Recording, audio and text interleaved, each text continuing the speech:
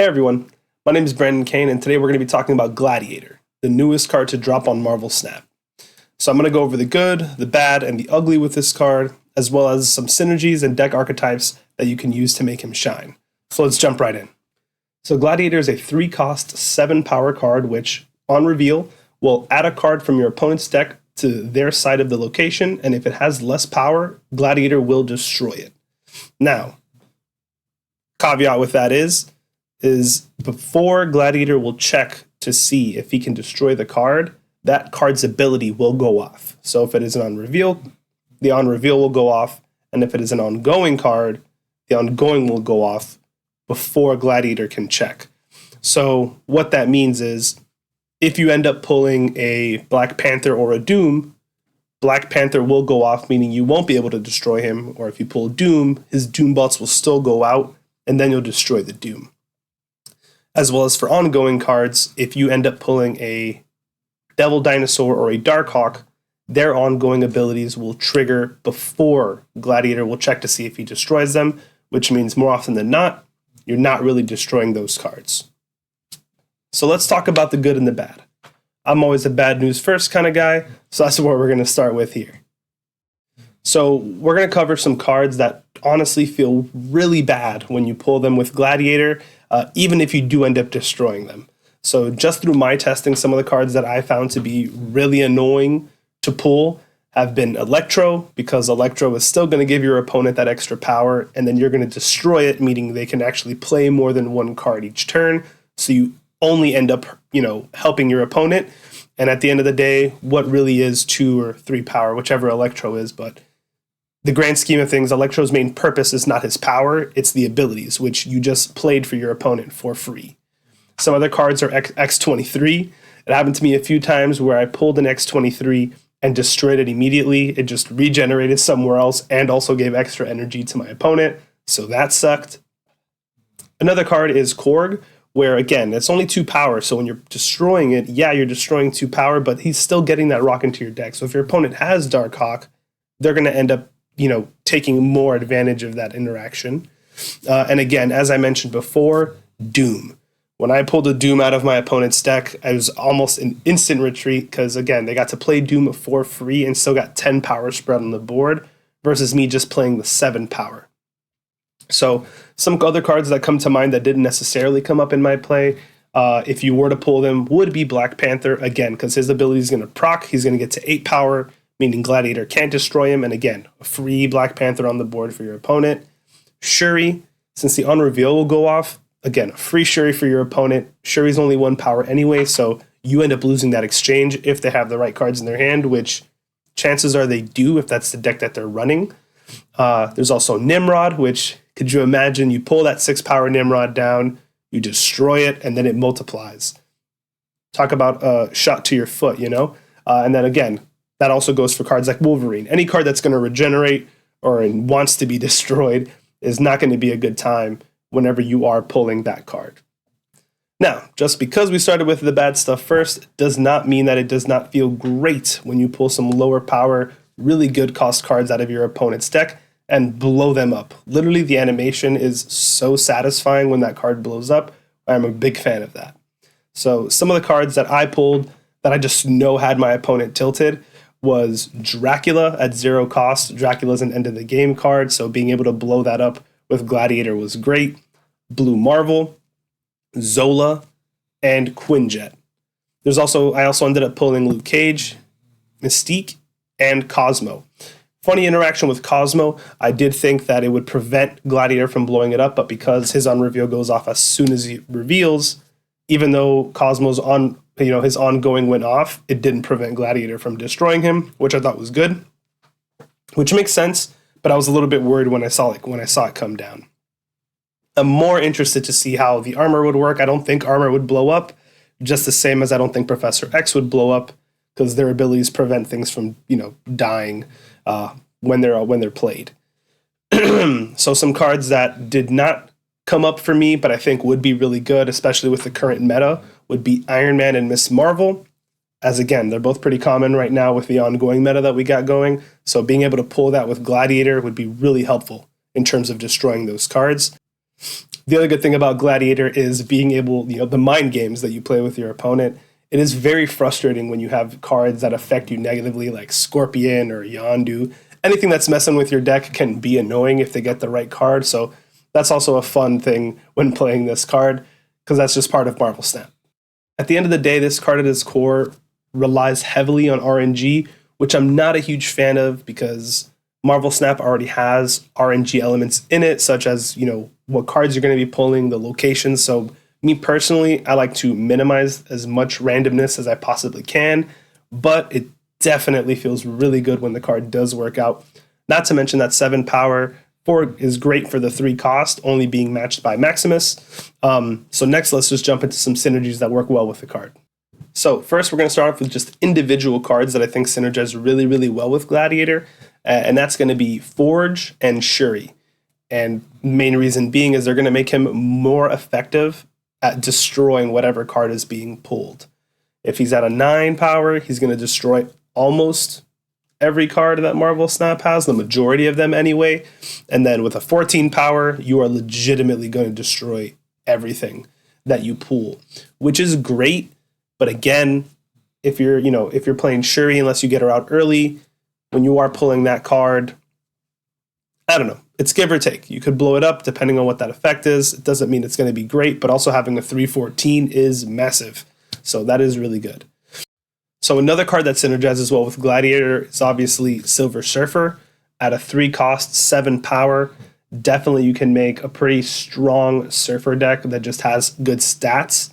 And that's always great, right? Kind of plug and play. You have an ability that could really help you. It could kind of work against you, but if you are okay with running that risk and kind of okay with rolling the dice, then definitely worth putting into Silver Surfer. Because again, a 3/9, crazy stat line.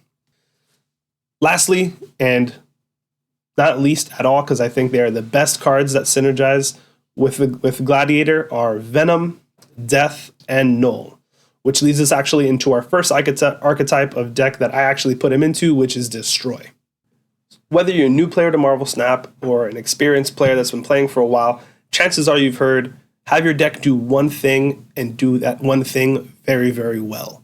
And that is something that I like to usually follow when I'm creating my decks, again, to just create the most synergy as possible, and this deck is no different.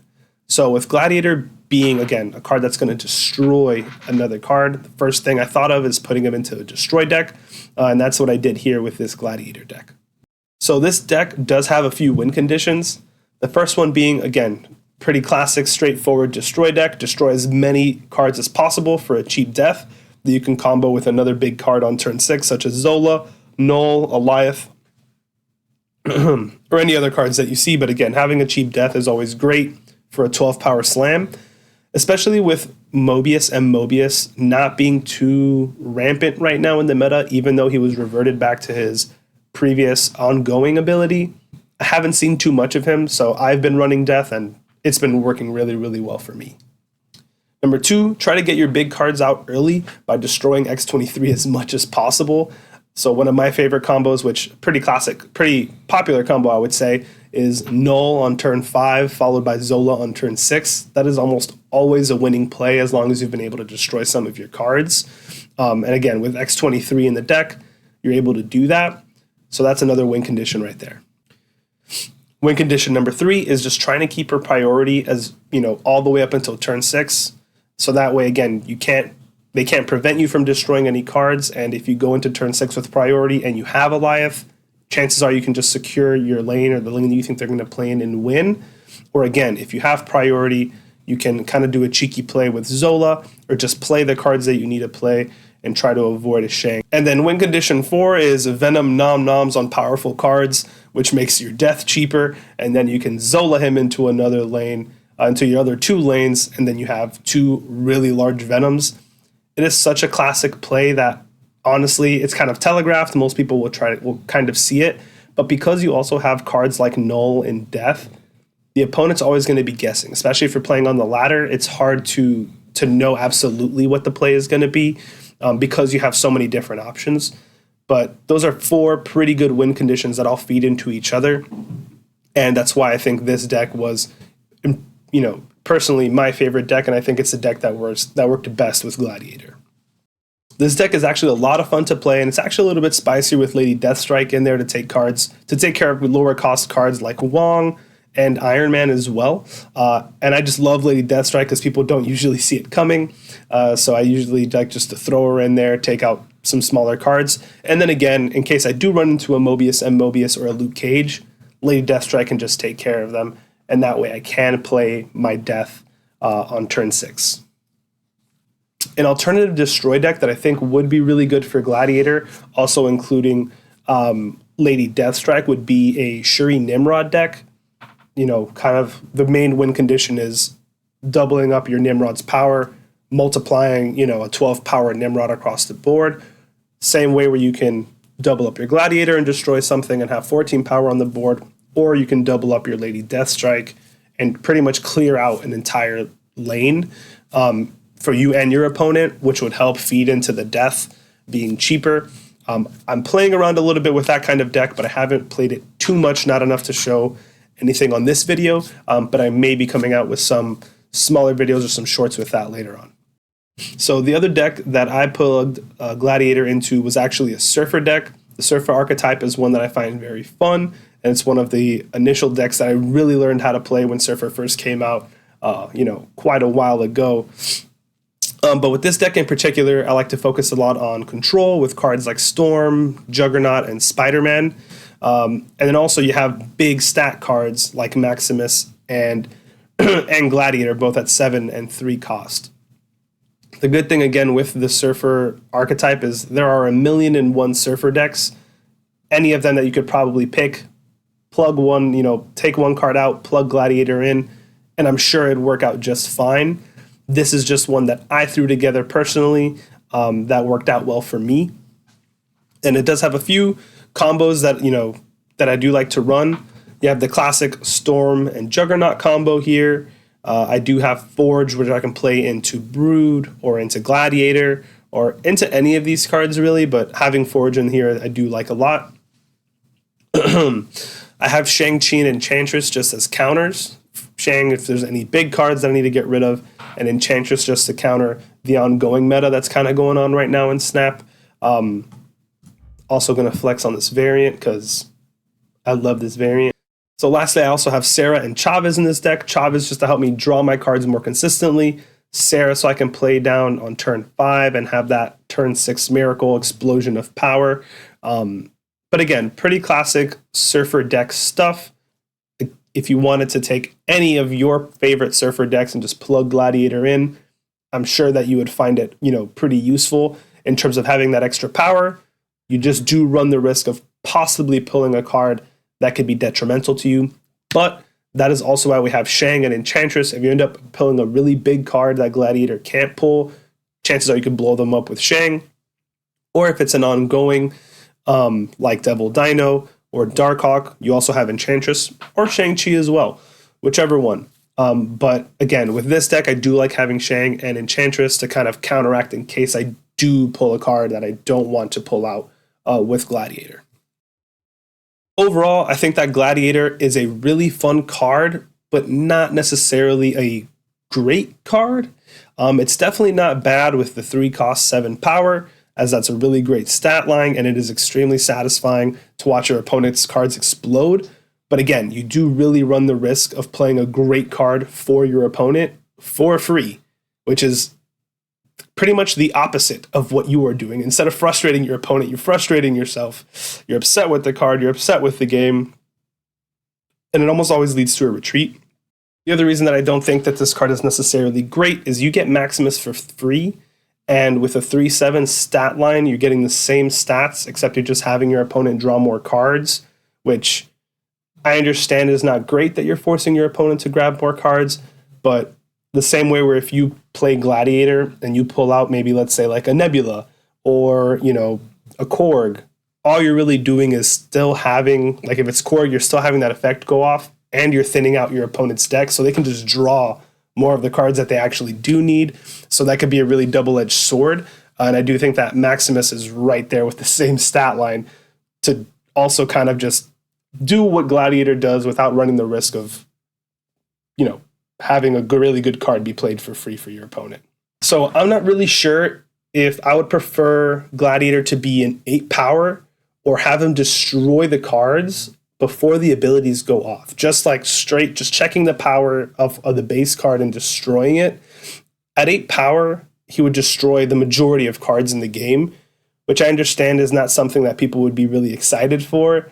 But at the end of the day, I feel like, especially with the meta right now, it's a lot to do with like abilities that are going off, or the ongoing that's going off. So I guess we'll see how the card's going to change and evolve.